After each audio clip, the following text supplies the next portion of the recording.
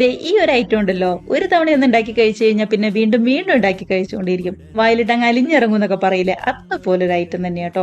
Taste ഒരു രക്ഷയില്ലായേ. ഒരിടയ്ക്ക് എടുക്കാനായിട്ട് ഒരു 1/4 കപ്പ് പാലിലേക്ക് 1 ടേബിൾ സ്പൂൺ നിറച്ച് തന്നെ കസ്റ്റാർഡ് പൗഡറും കൂടി ചേർത്ത് നന്നായിട്ട് തന്നെ ഒന്നും കൂടി മിക്സ് ചെയ്തെടുക്കുന്നുണ്ട്. ഇനി ഒരു 1/2 ലിറ്റർ പാലും അതേപോലെ തന്നെ മധുരത്തിനായിട്ട് പഞ്ചസാരയും നമ്മൾ റെഡിയാക്കി വെച്ചിരിക്കുന്ന മിക്സും കൂടി ചേർത്ത് നന്നായിട്ട് തന്നെ ഒന്നും കൂടി തിളപ്പിച്ച് കുറുകി വരുമ്പോൾ ഗ്യാസ് അങ്ങ് ഓഫ് ചെയ്യാം കേട്ടോ. വലിയ ചൂടൊക്കെ മാറി നല്ലോണം തന്നെ ഒന്നും കൂടി തണുത്ത് വരണേ. അതിനുശേഷം മറ്റൊരു പാത്രത്തിലേക്ക് ഒരു 1/4 കപ്പ് നമ്മുടെ വിപ്പിംഗ് ക്രീമോ അല്ലാന്നുണ്ടെങ്കിൽ ഫ്രഷ് ക്രീമോ ആയാലും മതി. അതും കൂടെ തന്നെ മധുരത്തിനായിട്ട് കണ്ടൻസ് മിൽക്കും കൂടി ചേർത്ത് കൊടുക്കുന്നുണ്ട്. നല്ലോണം തന്നെ ഒന്നും കൂടി മിക്സ് ചെയ്തെടുക്കാം. ഇനി കുറച്ച് ബ്രെഡ് എടുത്ത് 4 സൈഡും കട്ട് ചെയ്ത് കളഞ്ഞതാ ഇതേപോലെ ഒരു ട്രെയിലേക്ക് ഒരു ലെയർ അങ്ങ് വെച്ച് കൊടുക്കാം കേട്ടോ. അതിനുശേഷം നമ്മുടെ തണുത്ത് വന്ന പാലിന്റെ മിക്സ് ഉണ്ടല്ലോ, അതാ ഇതേപോലെ എല്ലാ ഭാഗത്തേക്കും ഒന്നാക്കി കൊടുക്കുന്നുണ്ട്. തണുത്ത് കഴിഞ്ഞപ്പോൾ ഒന്നും കൂടി ഒന്ന് കട്ടിയായിട്ട് വന്നിട്ടുണ്ട്.